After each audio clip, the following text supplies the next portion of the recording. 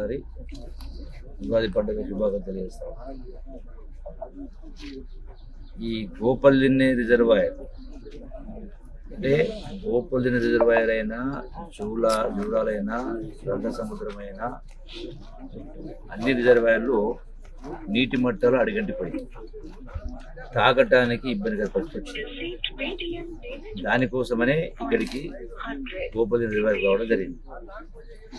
అట్లాగే రామన్పాడులో కూడా లెవెల్స్ పడిపోయింది, జూరాల లెవెల్స్ పడిపోయింది. సో తాగునీటికి ఇబ్బందికరంగా ఉంది కాబట్టి నేను రైతాంగాన్ని విజ్ఞప్తి చేస్తా ఉన్నా, తాగునీటికి ఇబ్బంది కాకుండా రైతాంగం ఇప్పుడు మరొకటి ఇబ్బంది పరిస్థితుంది కాబట్టి ఒకసారి అందరూ కూడా దానిపైన పునరాలోచన చేయాలని విజ్ఞప్తి చేస్తాను. రెండవది, ప్రభుత్వ బాధ్యత,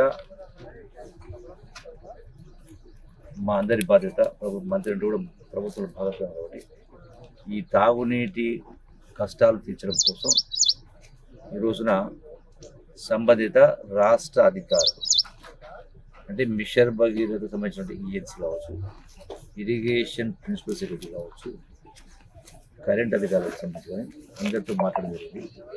తక్షణమే మోటార్స్ కూడా ఏర్పాటు చేసి అంటే తాత్కాలిక ఉపశమనం కోసం తక్షణమే మోటార్లు ఏర్పాటు చేసి వాటర్ పంపింగ్ చేసి ఈ మిషన్ భగీరథ పైపులకు నీళ్ళు మోటార్లకు నీళ్ళు అందించేట్టు కాబట్టి తక్షణం చేపట్టే కార్యక్రమం చేస్తాము.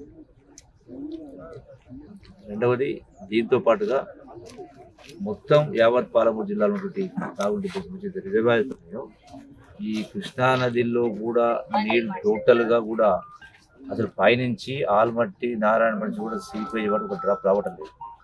సో దానికని గౌరవ ముఖ్యమంత్రి గారు కూడా ఈ మధ్యన సమీక్ష కూడా చేయడం జరిగింది.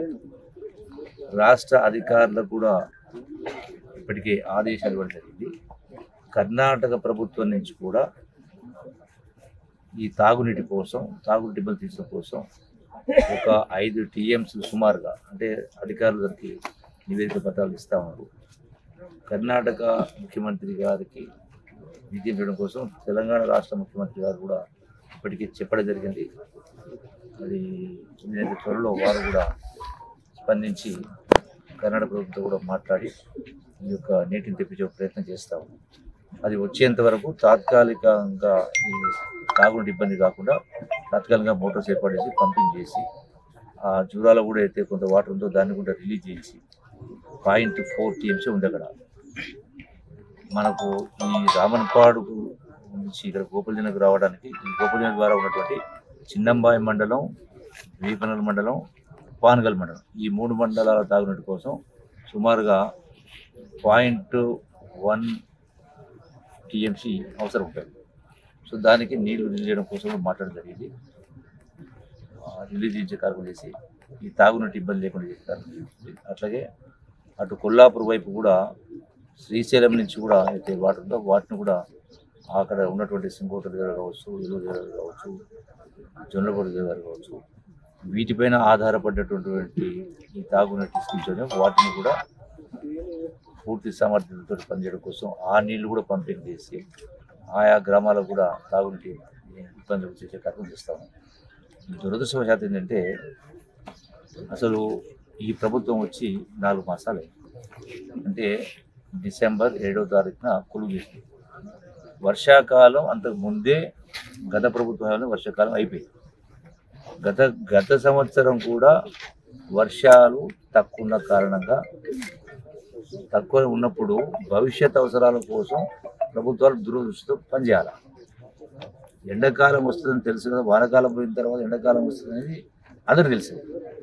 ఈ ఉన్నటువంటి పరిస్థితుల్లో వచ్చే ఎండాకాలానికి నీటి సమస్య లేకుండా చేయాలని దురదృష్టి ఉంటే ఆలోచన లేకుండా ఏం చేసిందంటే ఓవైపున రాయలసీమ ఎత్తిపోతు పథకం ద్వారా ఇంకో స్కీమ్ ద్వారా నీళ్ళు తీసుకుపోతూ ఉంటే ప్రభుత్వం ఊళ్ళో పోయి కూర్చున్నారు. వాళ్ళు తీసుకున్నారు. కాస్త కోసం ఉన్న వాటర్ను కూడా నీటిని రిజర్వ్ చేయకుండా కరెంటు ఉత్పత్తి కోసం కూడా వాడింది.